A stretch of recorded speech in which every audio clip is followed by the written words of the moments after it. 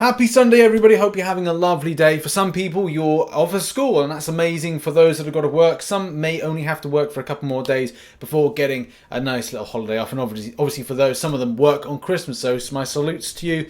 And yeah, I'm sure that you're enjoying the festive period. This video is going to be focused on my top favorite 5 champions of this year, and how I kind of quantify this as being my favorites, and of this year being that yes, they were released this year, and yes, they're my favorites based on using them, I like them, or I'd like to get them. So let's delve into this. One thing I'd like to point out is over the last 2 months and finishing on December 25th, so Christmas Day, I'm restructuring my roster, revamping it with crystal openings that are going to finish by the end of December. In general, I'll probably have a strengthened roster, which includes that, as you can see, like I can rank up a few more other champions. I can more rank 5s, rank 2 certain ones.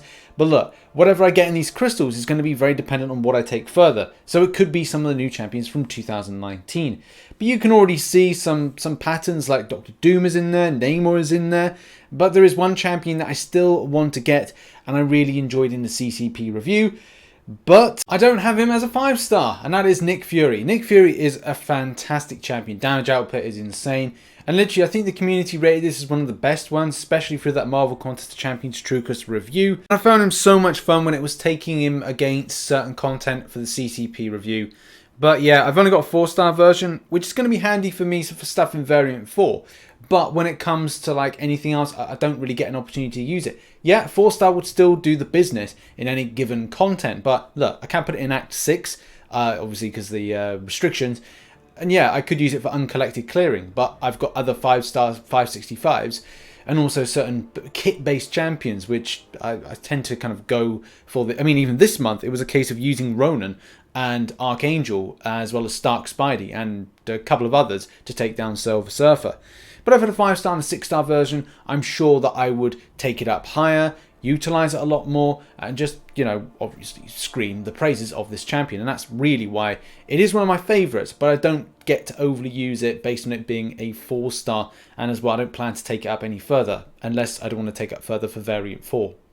Up next is Mr. Fantastic. This is a really good champion. I would like to take this further, but this is also depending on what happens next week with rank ups, as well as what I pull from certain crystals. Because if I get some decent 6-stars, then I'm probably going to be more inclined to focus on them to bring them up. But pre-fight ability, crossfit ability, amazing. It's good to have more of these, and I think that's similar to Human Torch and a few other champions.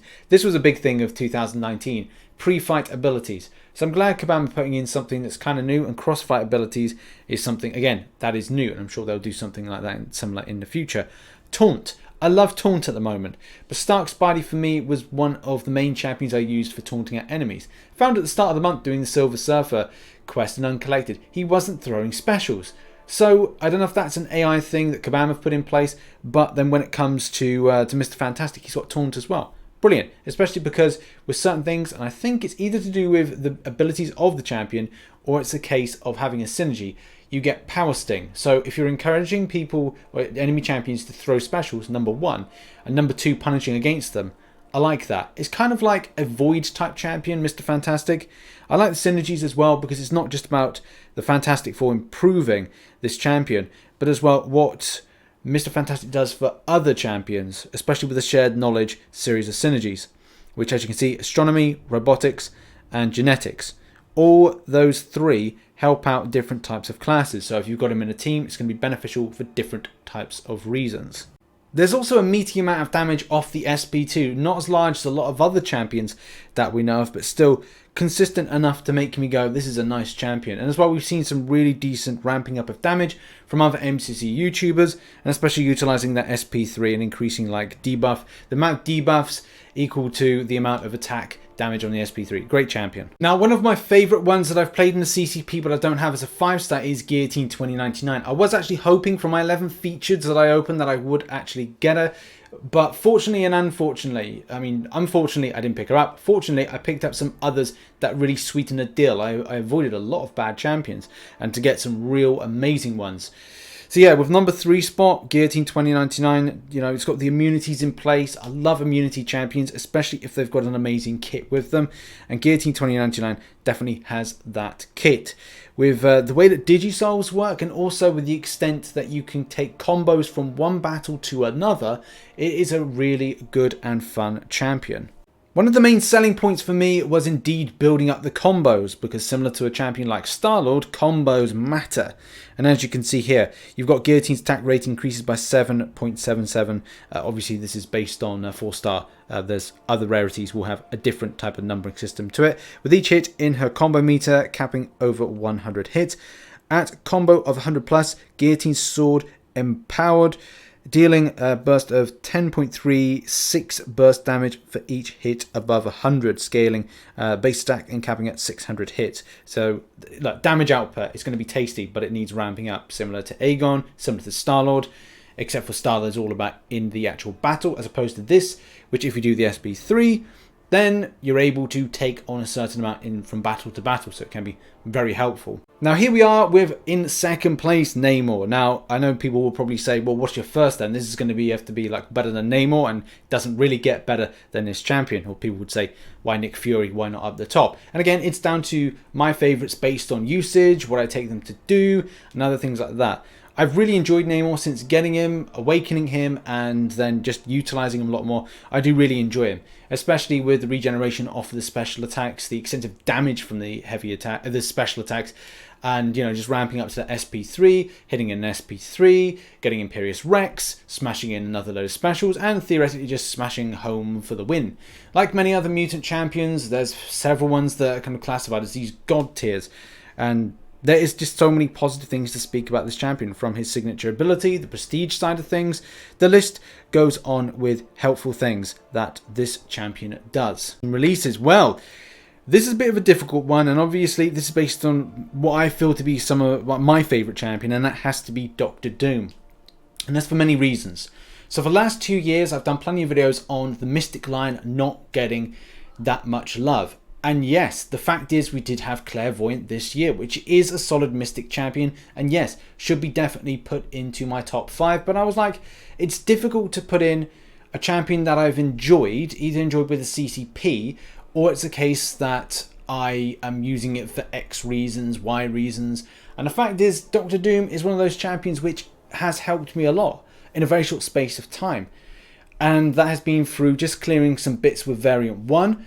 Also, in speaking to one of my subscribers, shout out to Storm Chaser, he reminded me that if you go up against if you go into Variant 3 and you go up against the Kang boss, this is a cheat code for it, because your constant shock that you're putting on the enemy is literally just, well, it's causing Kang to refresh on that that huge regeneration up to 100%. So you're theoretically just, it's a cheat code in that. It's a great option for that champion. That champion battle in Variant 3 and clearing it. So if you're looking for an option to clear the last part of Variant 3, use that guy, because he's going to absolutely cream it. There's also so many other different usage. I've done plenty of videos on this guy. I released one a couple of days ago, and yeah, just so many different synergies are pinging up. The Silver Surfer usage, which makes it kind of nice. But having this champion in your kit, and again, no disrespect to Clairvoyant, but the fact is, this is one of those champions as a Mystic that I just really enjoy.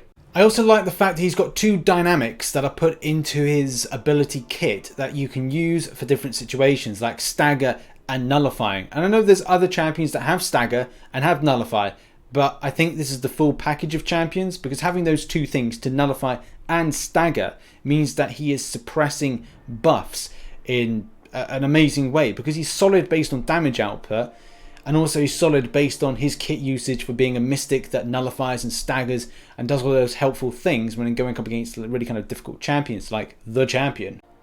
Also, his tasty SP2 with that incinerate damage is just, well, spicy as heck. If you do your SP3, you kind of put it and time it well with that Aura of Hazareth up, then it's going to be good for you seeing that Fury buff up on yourself, so you're able to like put in a good amount of damage. As soon as you're at your SP3, enemies in a passive stun, and you can just do stuff like you can Pimp Slap. And especially if you've got the Silver Surfer synergy, then you can do about 20k damage, especially based on this champion's rarity and as well its rank. So you're going to see hopefully about 20,000 damage when you do the good old Pimp Slap on the enemy. And also, again, this is a champion that is good for prestige. This jumped me from about 9,400, 9,300 I think it was, It added 400 more kind of like to my prestige, and I think capping off about 9,700, because I'm still waiting to do further rank ups, and I will be kind of covering this in a video, and also the 6-star openings.